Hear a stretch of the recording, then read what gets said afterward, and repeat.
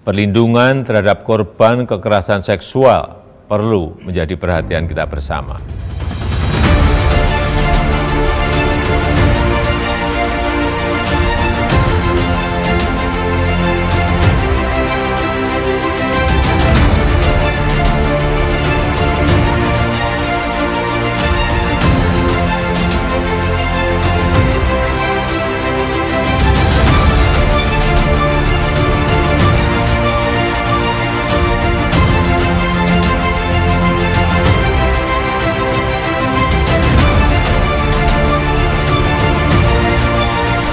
Penanganan persoalan kekerasan seksual di lingkungan kampus harus diupayakan secara masif dan terstruktur. Tim Satgas akan memberi rekomendasi kepada pimpinan untuk kemudian ditindaklanjuti dengan putusan pimpinan atas telah terjadi atau tidak terjadi kekerasan seksual. Dampak yang dirasakan oleh korban kekerasan seksual, secara psikologis mereka merasakan trauma yang mendalam, perasaan tidak aman, stres, depresi, yang bahkan berkembang pada gangguan-gangguan fisik yang lain. Stop kekerasan seksual.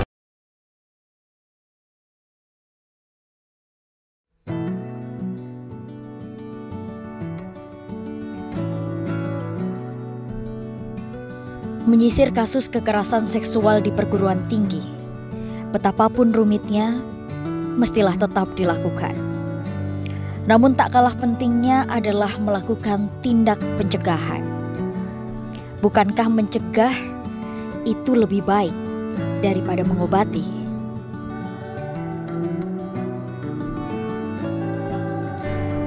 Penanganan persoalan kekerasan seksual di lingkungan kampus harus diupayakan secara masif dan terstruktur. Salah satunya adalah dengan cara sosialisasi mengenai kebijakan-kebijakan yang terkait dengan tindakan pencegahan kekerasan seksual.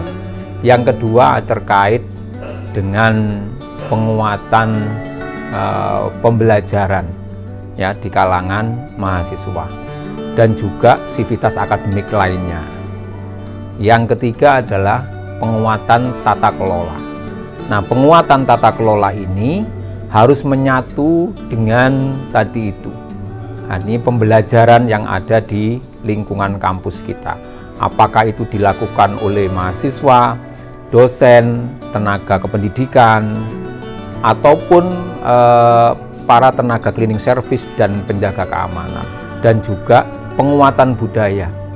Nah, penguatan budaya ini terkait dengan nilai-nilai yang berkeadilan dan nilai-nilai kemanusiaan.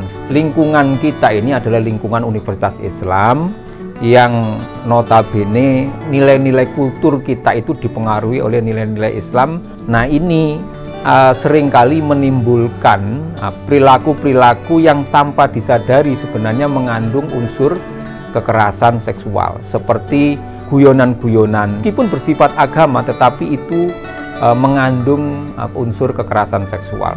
Nah, untuk merubah ini tidak mudah, makanya perlu ada upaya yang terstruktur dan juga bersifat kultur untuk merubah perilaku dan persepsi sivitas akademika kita terkait dengan kekerasan seksual ini.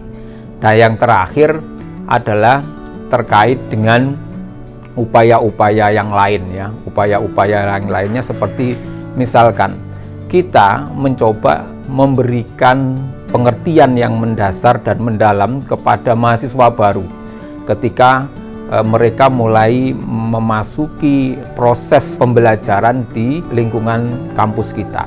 Dalam pengenalan program akademik misalnya, atau dalam kebijakan dan kegiatan PPAK misalnya, secara resmi juga memberikan penjabaran dan pengetahuan tentang apa itu kekerasan seksual, bagaimana cara pencegahannya, bagaimana kita mengatasinya gitu ya, mendampinginya, dan memberikan kesempatan kepada semua pihak untuk bisa membantu apakah itu dalam proses pencegahan atau penanganan. Dengan melibatkan semua unsur sivitas akademika itu, maka upaya pencegahan dan penanganan kekerasan seksual di kampus kita itu bisa lebih efektif.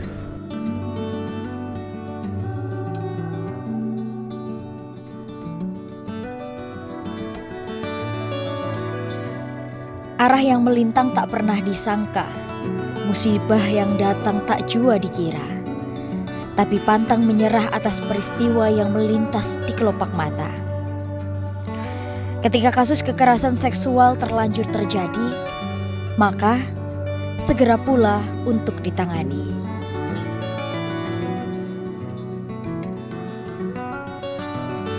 Satgas Kekerasan Seksual di Universitas Islam Negeri Sunan Ampel di dalam melakukan penanganan adanya kekerasan seksual itu ada beberapa tahapan yang harus perlu dilalui. Dalam tahap pengaduan atas terjadinya kekerasan seksual itu ada 3 model pengaduan yang bisa dilakukan oleh korban kepada Satgas PPKS. Yang pertama adalah pengaduan secara langsung. Bagaimana pengaduan secara langsung itu? Pengaduan secara langsung adalah korban melakukan pengaduan secara sendiri kepada Satgas PPKS dengan datang ke kantor Satgas PPKS atau mengisi formulir yang ada di dalam hotline Satgas PPKS. Yang kedua, pengaduan secara tidak langsung. Pengaduan secara tidak langsung itu adalah pengaduan yang dilakukan bukan oleh korban langsung, tetapi oleh orang lain, bisa jadi teman, kawan, sejawat, atau yang lainnya. Yang ketiga, menyampaikan aduan secara tertulis dalam bentuk telah mengisi form yang disiapkan oleh Satgas PPKS tentang form pengaduan terjadinya kekerasan seksual. Setelah adanya pelaporan, maka Satgas PPKS akan melakukan pemeriksaan apakah betul telah terjadi kekerasan seksual. Satgas akan melakukan pemeriksaan. Yang pertama adalah menindaklanjuti laporan 1 kali 24 jam. Yang kedua, setelah menindaklanjuti laporan, maka tim Satgas akan melakukan pendataan ataupun mengumpulkan data-data dan saksi. Kemudian melakukan pemeriksaan atas data-data atau saksi, atau dalam bahasa hukum Satgas PPKS akan melakukan BAP. Tahapan berikutnya adalah melakukan perlindungan kepada korban, di mana korban yang telah mengalami kekerasan seksual akan dilindungi oleh Satgas PPKS atau ada perlindungan dari Satgas PPKS UIN Sunan Ampel Surabaya.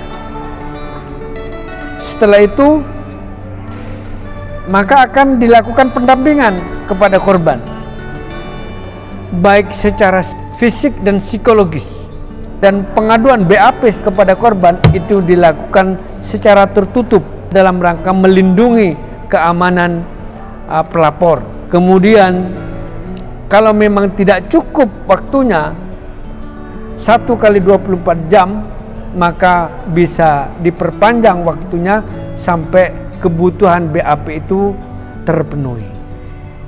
Pada tahap penyimpulan dan rekomendasi, apabila lengkap data-datanya dan telah dilakukan BAP oleh tim Satgas PPKS terhadap pengaduan yang dilakukan baik secara langsung ataupun tidak langsung, maka Satgas PPKS akan melakukan kesimpulan atau memberi kesimpulan terhadap laporan atau peristiwa yang telah dilaporkan oleh korban, apakah memang benar-benar telah terjadi kekerasan seksual ataupun tidak terjadi.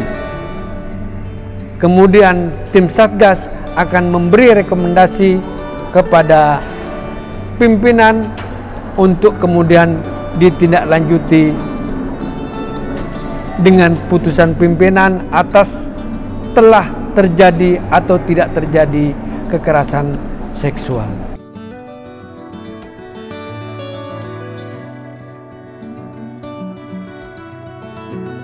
Korban kekerasan seksual kerap kali disambar rasa sepi yang menyayat.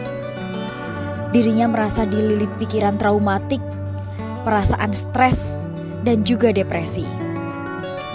Maka pendampingan adalah langkah mulia untuk menyeka air mata luka yang berkerudung duka lara.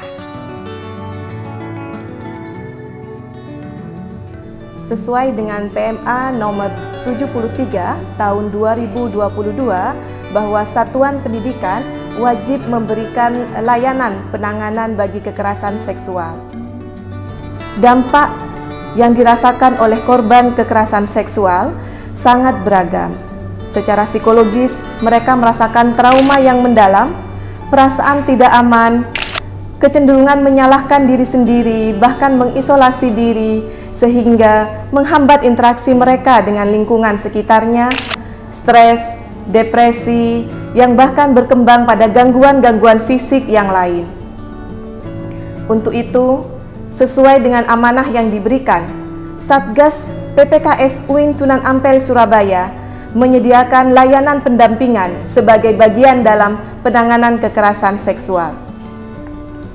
Layanan pendampingan yang disediakan atau diberikan oleh Satgas PPKS UINSA diantaranya, yang pertama, layanan konseling. Layanan konseling ini bekerja sama dengan Pusat Konseling UIN Sunan Ampel Surabaya yang terdiri atau diberikan oleh psikolog, konselor, dan juga konselor sebaya terlatih, sehingga diharapkan dapat memberikan perasaan nyaman, aman, mengembangkan keterbukaan, dan dapat memberikan bantuan konseling yang memadai bagi korban kekerasan seksual di lingkungan UIN Sunan Ampel Surabaya.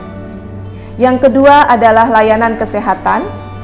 Dalam hal ini, Satgas PPKS UIN Sunan Ampel Surabaya bekerja sama dengan Klinik UIN Sunan Ampel Surabaya untuk memastikan kondisi kesehatan bagi korban kekerasan seksual. Dan layanan yang ketiga adalah bantuan hukum, di mana dalam layanan bantuan hukum ini bekerja sama dengan LBH UIN Sunan Ampel Surabaya untuk memastikan bahwa korban kekerasan seksual mendapatkan layanan hukum yang memadai dan terlindungi hak-haknya. Yang keempat, juga Satgas PPKS UIN Sunan Ampel Surabaya menyediakan layanan rehabilitasi. Layanan yang bekerja sama juga dengan Dinas Provinsi Jawa Timur ini memberikan kesempatan kepada korban kekerasan seksual untuk mendapatkan pelayanan intensif dalam memulihkan trauma psikologis dan peningkatan pengembangan dirinya.